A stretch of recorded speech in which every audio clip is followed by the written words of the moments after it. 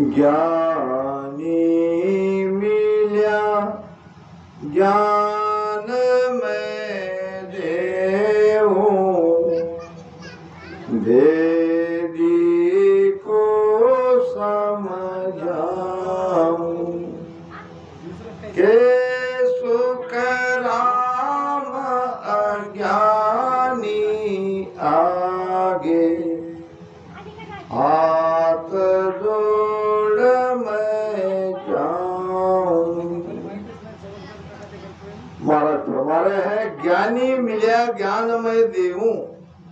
ज्ञानी ही ज्ञान को धारण कर सकता है और भेदी को समझाऊं। जो भेदी है वही इस भेद को समझ सकते हैं। कै सुखराम अज्ञानी आगे हाथ जोड़ मैं जाऊं। अज्ञानी के सामने तो हाथ जोड़ के निकल जाने में ही भलाई है। हीरा तहां न खोलिए जहां कुंजड़ों की हाट, बांधो अपनी गाठड़ी चालो अपने बाट।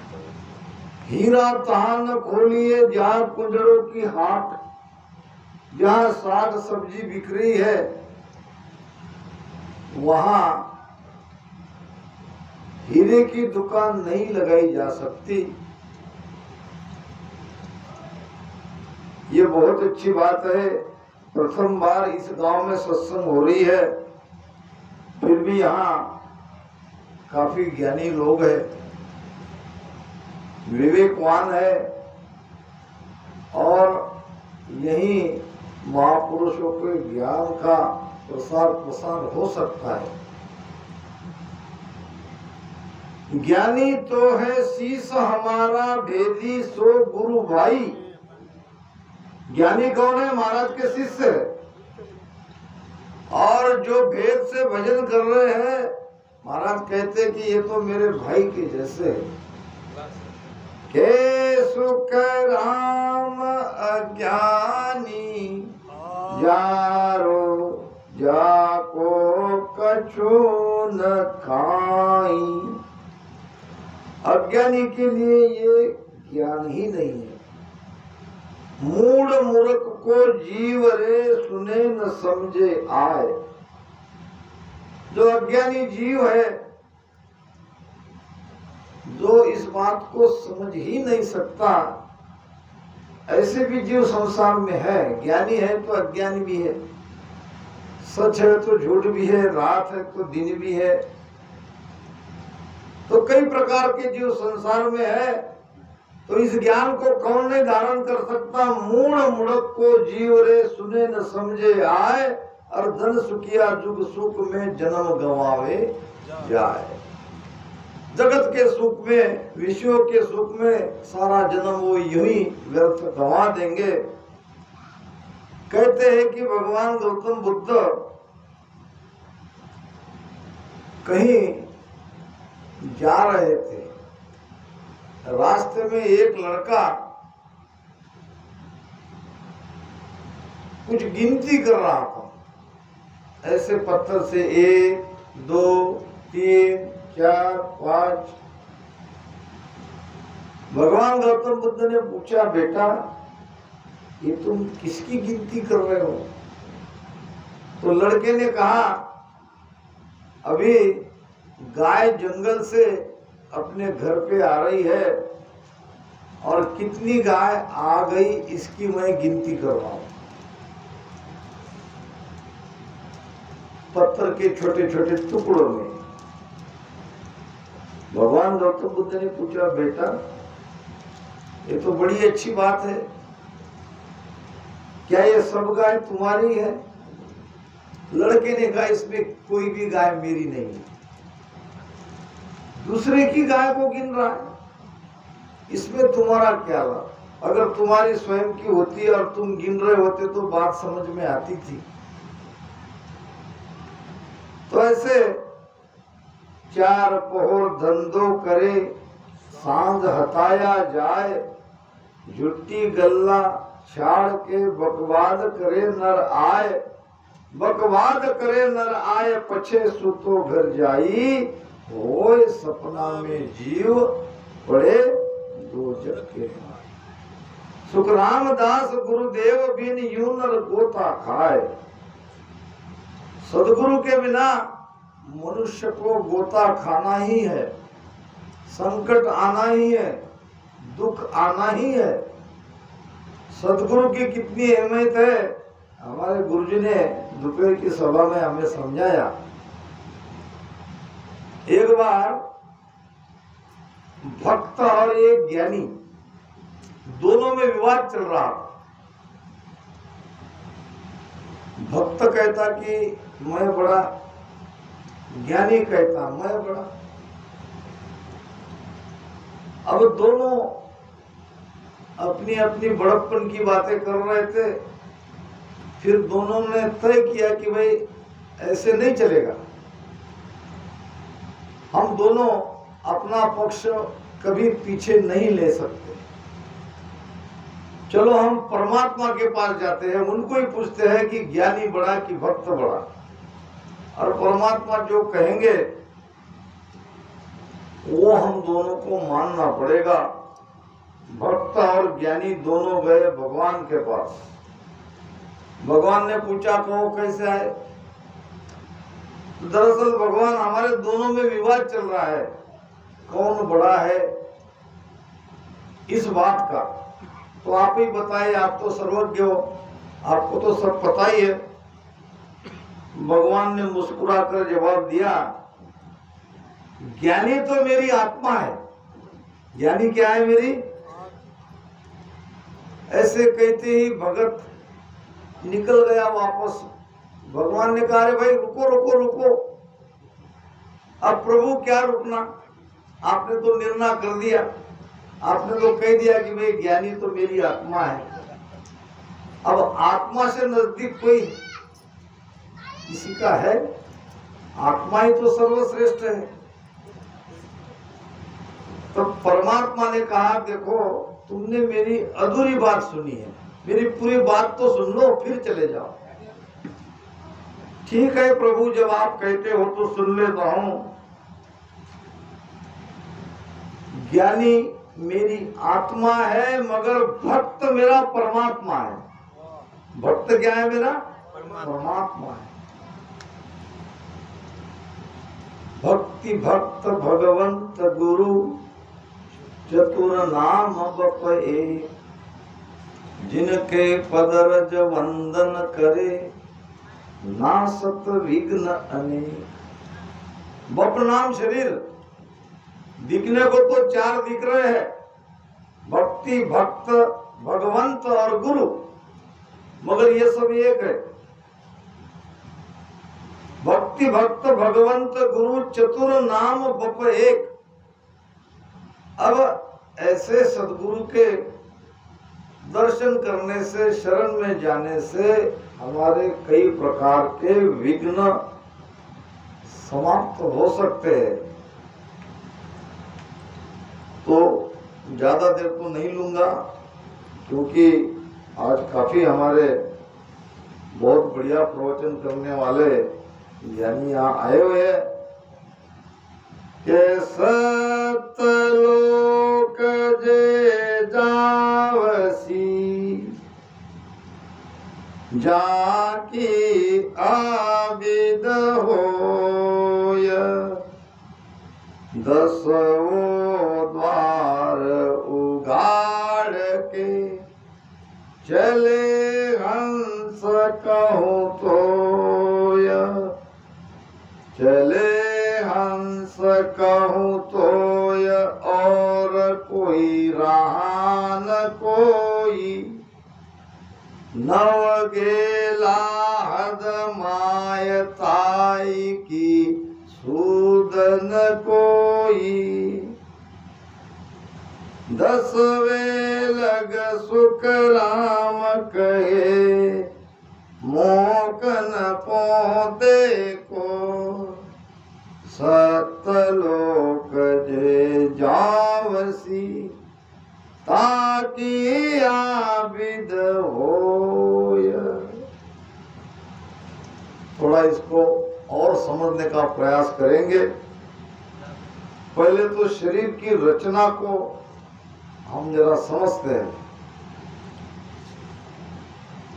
परमात्मा ने किया क्या? ये शरीर के हैं 10 दरवाजे, 9 खुले हैं और बाहर की तरफ खुले हैं। एक दरवाजा है 10वां जो गुप्त है, और 10वां द्वार बंद करके हमको इस 10 द्वारे के पिंजड़े में इस आत्मा रूपी पंछी को डाल दिया। अब निकलने का कोई उपाय नहीं। जब तक ये पंछी 10 द्वार के भीतर है तब तक वो 3 लोक में भटकता रहेगा। जन्म लेगा मरेगा, जन्म लेगा मरेगा, 84 में जाएगा, कभी शुभ कर्म करने से स्वर्ग में जाएगा, कभी पाप कर्म करने से नरक में जाएगा, फिर मृत्यु लोक में आएगा। तो जब तक ये जो गुप्त द्वार है, जो बंद है, इसको हम नहीं खोलते, सत्य लोक जे जाव सी ताकि आविद होए, 10वां द्वार उगाड़ के चले हंस को तो, चले हंस को तो, और कोई रहा न कोई नहीं है दूसरा रास्ता, इसको खोलना ही पड़ेगा। 9 द्वारा हदमाए ताई की सूत न कोई। 9 द्वार तो सारा जगत जा ही रहा है। मृत्यु समय जो द्वार हमारा खुला रहता है उस द्वार से हम चले जाते हैं। अब ये 9 द्वार में कौन किस द्वार से जाता है ये तो उसकी चेतना पे डिपेंड करता है। मृत्यु समय उसकी चेतना किस द्वार पे है, जिस द्वार पे उसकी चेतना है उसी से उसका गमन होगा। तो इसके लिए कोई करने की आवश्यकता नहीं है। 9 द्वार से सारा संसार जा ही रहा है। अब एक द्वार है जिसको कहते हैं 10वां द्वार, जो हमारा सिर की जो नरम जगह है, यहीं पे वो 10वां द्वार है और उसको अंदर से बंद किया है। अब कोई सदगुरु के शरण में जाने वाला हंस अगर भेद से सुमिरन करता है तभी वो 10वां द्वार खोल के जा सकता है। एक बात यहाँ मैं पुराने रामचंद्र के लिए कहता हूँ। बहुत लोग कहते हैं कि भाई हम 10वें द्वार में हैं, हम 10वें द्वार के बाहर है, तो कोई कहते त्रिकुटी में है। अच्छी बात है। तो आपने कैसे समझ लिया कि मैं यहाँ हूँ, मैं वहां हूँ, मैं वहां हूँ? तो कहते हैं कि हमारा ध्यान वहां है, हमें वहां ध्वनि सुनाई देती है, हमारा शब्द वहां है। तो ये कौन कहती है? तो कहते हैं कि हमारी सुरती कहती है। मैं कहता इससे ज्यादा और कुछ? आपकी सुरती आपको कह रही है कि आपका ध्यान 10वें द्वार के बाहर है कि 10वें द्वार में है कि 10वें द्वार के भीतर है कि त्रिकुटी में है। ये सुरती कह रही है, मगर ये सुरती है कौन?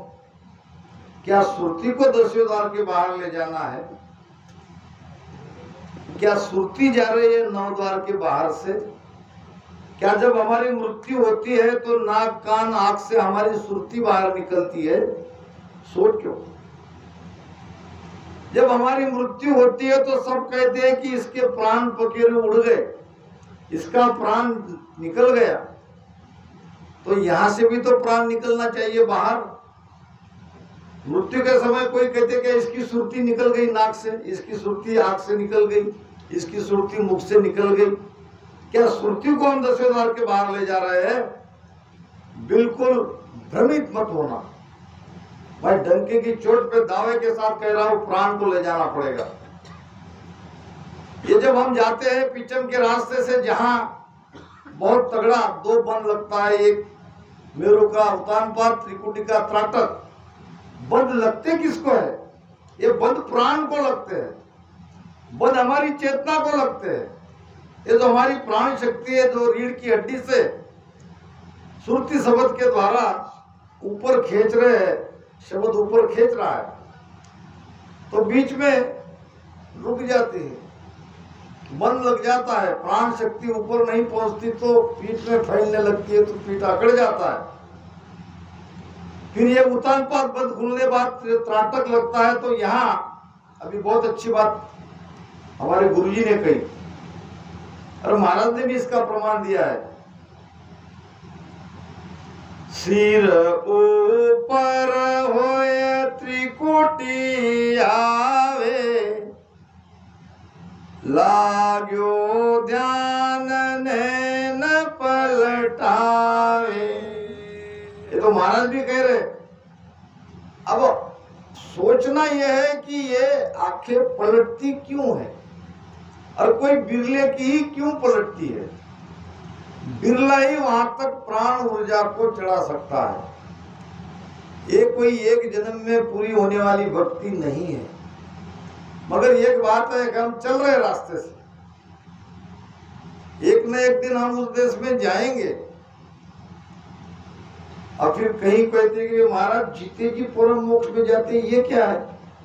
क्या उनका प्राण बाहर निकल जाता है तो फिर वो जीवित कैसे है? ये सब हमको सोचना पड़ता है। कई तरह तरह के प्रश्न आते हैं, पूछते हैं लोग। जीते जी मोक्ष में जाने का मतलब, अब ये दरवाजा है, अंदर में हमारे पटेल साहब का घर है, दरवाजा तक हम पहुंच गए, अंदर का सारा दृश्य दिख रहा है, कहाँ क्या रखा है, कहाँ कूलर है, कहाँ अलमारी है, कहाँ टेबल है, कहाँ कुर्सी है, दरवाजे के पास जाने वाला सब देख तो सकता है। तो ये है जीते जी मोक्ष की अनुभूति। यानी उस देश में पहुंच गया, अब वहां का सारा नजारा देख रहा है, वो सारा आनंद ले रहा है। अब एक बार उस रूम में प्रवेश कर लिया तो अब उसके लिए दरवाजा बंद है, अब वो वापस नहीं आ सकता है। एक बार ये 10वां द्वार फोड़ के प्राण बाहर निकल गया, दोबारा वापस वो नहीं आएगा। मगर जब तक वो प्राण नहीं फूटेगा तब तक वो जिस स्थिति में है वो स्थिति है जीते जी परम मोक्ष की स्थिति। तो महाराज कहते हैं कि आंखें उलटती क्यों है? बाहर से कबीर साहब कहते हैं, सुमिरन सुरत लगाय कर, मुख से कछु न बोल, बाहर का पट बंद कर, अंदर का पट खोल। ये अंदर का पट खुलना है। ये आंखें उलटने का मतलब भीतर की उसकी दिव्य दृष्टि खुलती जा रही है, तभी तो आंखें उलटती है। आंखें उलटती है, आंखों में खिंचाव आता है, दोनों कनपट्टिया में दर्द होता है और बहुत जबरदस्त सिर में ऐसी तपन होती है। ये क्यों होता है? ये इसलिए होता है कि हमारी प्राण ऊर्जा पिंड से ब्रह्मांड में ऊपर आ गई। तो यही हमारा सुबह का विषय था। महाराज फरमाते हैं, निर्मल साहो छाट के हो, सतगुरु दीनी लाय। राम राम सतगुरु दीनी लाय। त्रिकोटि तोरण बांध के हो, त्रिकोटि तोरण बांध के हो, परया ब्रह्म सुन जाय, परया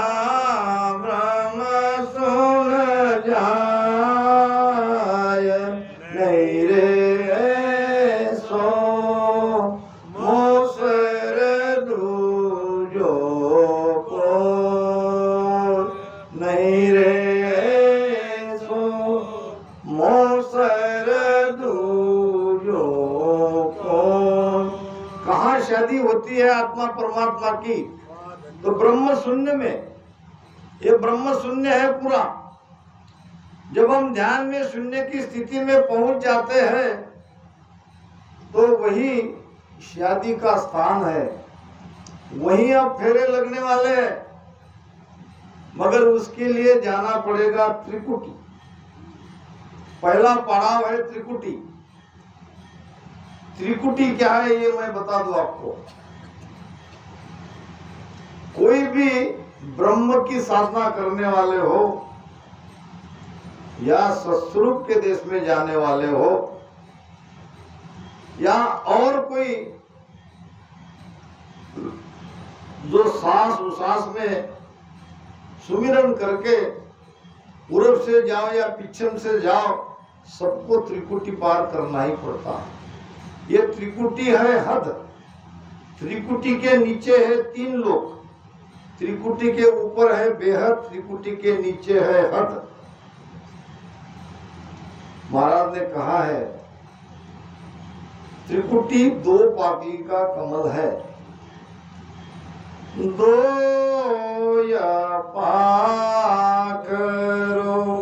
कमल त्रिकुटी निरखत है जन पूरा राम। दो या पाकरो कमल त्रिकुटी निरखत है जन पूरा।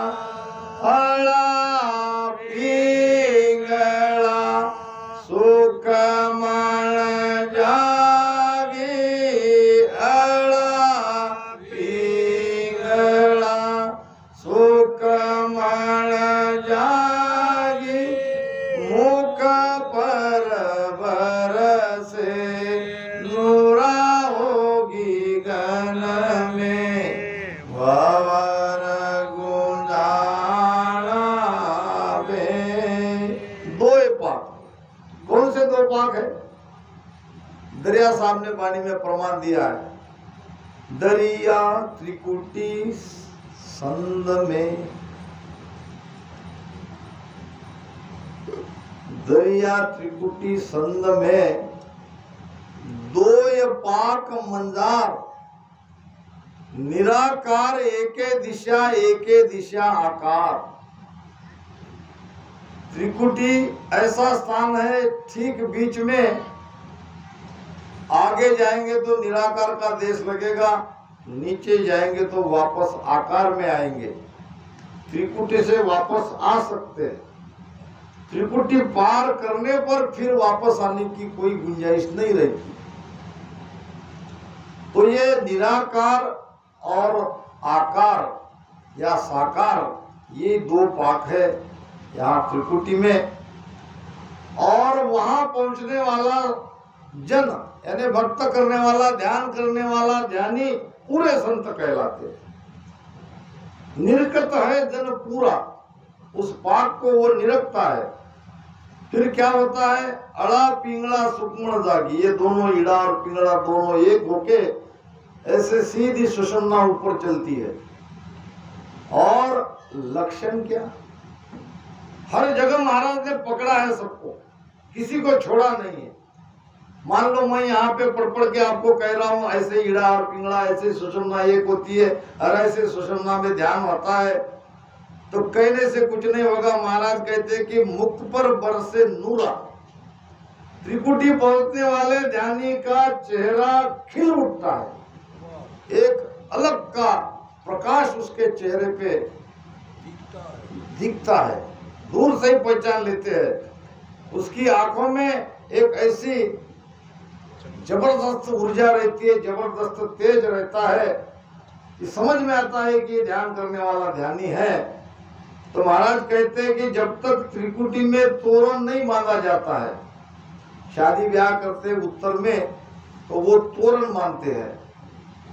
अब ये तोरण की कथा बहुत पुरानी है। तोरण नाम का कोई राक्षस था और जब शादी होती थी तो दुल्हन को उठा के चला जाता था। फिर लोग तंग आ गए उस तोरण नाम के राक्षस से। कोई एक शूरवीर लड़का था जिसकी शादी हुई, उसने अपने पास तलवार रखी। हो सकता है ये तलवार कट्यार की प्रथा वहीं से शुरू हो। और चुप के बैठा, तोरण नाम का राक्षस आया समय पर और उसी की दुल्हन को उठाने की कोशिश करने लगा, तो दूल्हे ने तलवार से उस तोरण राक्षस को वहीं खत्म कर दिया। तो ये तो तोरण राक्षस आया चला गया, मगर आज भी उत्तर भारत में जब हम शादी में जाएंगे तो वो तोरण बांधी जाती है, यानी जो कुछ भी बाधा थी अब वो तोरण बांधने के बाद बाधा मुक्त हो गई। त्रिकुटी ऐसा स्थान है, ये पार करते ही अब मन नीचे नहीं आएगा, अब मन निजमन हो जाएगा, अब ध्यान में कोई बाधा नहीं आएगी, बड़े आराम से सहज सुमिरन हमारा होता रहेगा। तो शादी आत्मा की परमात्मा की ब्रह्म शून्य में होगी, मगर उसके लिए पहला पड़ाव है त्रिकुटी का, जो कि जिसको जितना जरूरी है। इसको मैं और दूसरे तरह से समझाता हूँ। जब भारत से, हमारे हिंदुस्तान से कोई विदेश जाता है तो अब ये न रेलगाड़ी काम करेगी न कोई और व्हीकल काम करेगा, जाना पड़ेगा विमान से, एरोप्लेन से, वो भी छोटे मोटे विमानतल से नहीं, अंतरराष्ट्रीय हवाई अड्डा चाहिए, मुंबई दिल्ली के जैसा।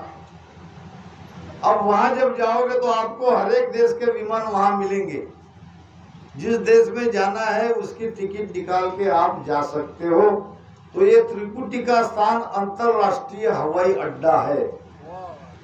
यहाँ से आप बैकुंठ में जाओ, ब्रह्मा के सतलोक में जाओ और शिव जी के कैलाश में जाओ, सारे लोग ऊपर है, उनका कार्य करने का स्थान नीचे है, मगर उनका देश ऊपर है।